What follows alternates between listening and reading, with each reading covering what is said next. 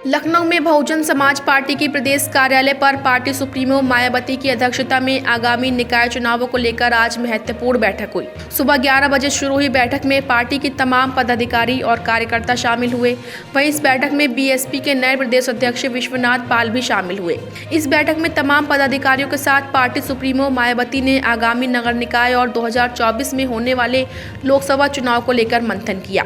साथ ही आगामी चुनावों को लेकर पार्टी पदाधिकारियों के साथ बीएसपी सुप्रीमो ने रणनीति तैयार की। इस दौरान बीएसपी ने सभी पदाधिकारियों को निर्देश देते हुए कहा कि आगामी निकाय चुनाव और लोकसभा चुनाव 2024 को लेकर तैयारियां आज से ही शुरू कर दी जाएं। इसके साथ ही सभी पदाधिकारियों को पार्टी सुप्रीमो ने सभी संगठनात्मक ढील की समीक्षा करने के भी निर्देश दिए। वहीं इस बैठक में बीएसपी सुप्रीमो मायावती ने ओवैसी आरक्षण पर बीजेपी के रवैये को गलत ठहराया और कहा कि बीजेपी हमेशा से पिछड़ों और दलितों की विरोधी है। वहीं बैठक के बाद बीएसपी सुप्रीमो मायावती ने प्रधानमंत्री नरेंद्र मोदी की मां के निधन पर शोक व्यक्त किया।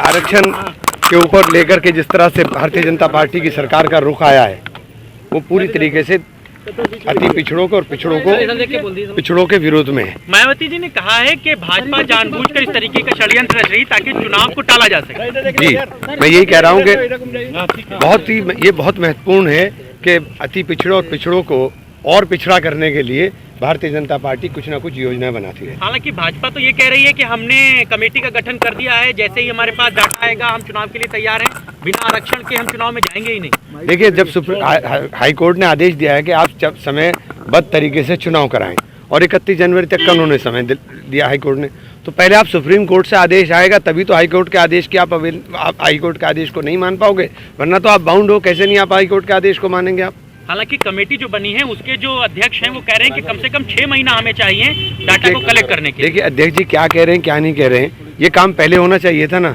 ये सीधे सीधे कुठाराघात है, ये सीधे सीधे कुठाराघात है और कहीं ना कहीं ये आरक्षण विरोधी इनके मन में कहीं ना कहीं कुछ चलता रहता है और वो उसी के पर दिखाई दे रहा है। तो जो नगर निकाय का चुनाव है सभी सीटों पर सिंबल पर पार्टी चुनाव लड़ेगी, सभी जिला पंचायतों में सभी। देखिए पार्टी का पहले से निर्णय, उसमें कोई नई बात तो नहीं है। आज माननीय बहन कुमारी मायावती जी ने बहुजन समाज पार्टी के जो कैडर हैं, परम पूज्य मानवर कांसीराम साहब ने, परम सम्मानीय बहन कुमारी मायावती जी ने परम पूज्य बाबा साहब के द्वारा बनाए हुए संविधान को भारत देश के करोड़ों जो दलित हैं, पिछड़े हैं, अल्पसंख्यक हैं, सबल समाज के गरीब लोग हैं, उनको संविधान का लाभ कैसे मिले, इसके लिए बहुजन समाज पार्टी बनानी पड़ी।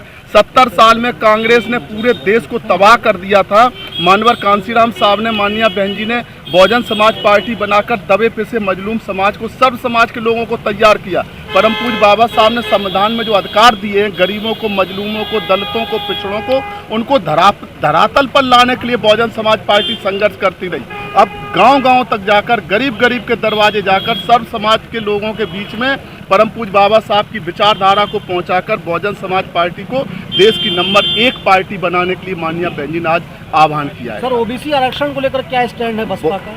पिछड़े वर्ग के आरक्षण के लिए तो हम लोग संघर्ष करते रहे। पूरा जीवन माननीय बहन कुमारी मायावती जी का, परम पूज्य मानवर कांसीराम साहब का संघर्ष ही वहां से शुरू हुआ है कि पिछड़े वर्ग को आरक्षण मंडल कमीशन की रिपोर्ट को लागू कराने में माननीय बहन कुमारी मायावती जी का सबसे बड़ा योगदान है। आज पिछड़े वर्ग के साथ अकेली बहुजन समाज पार्टी खड़ी है, बाकी पार्टियां बेनकाब हो गई हैं। भारतीय जनता पार्टी पिछड़ों का नाम लेकर सत्ता में पहुंच गई, समाजवादी पार्टी पिछड़ों का नाम लेकर सत्ता में जाती है, लेकिन जब अधिकारों की बात आती है तो अकेली बहुजन समाज पार्टी है जो दलितों का, पिछड़ों के आरक्षण के लिए पूरी ताकत से संघर्ष कर रही है।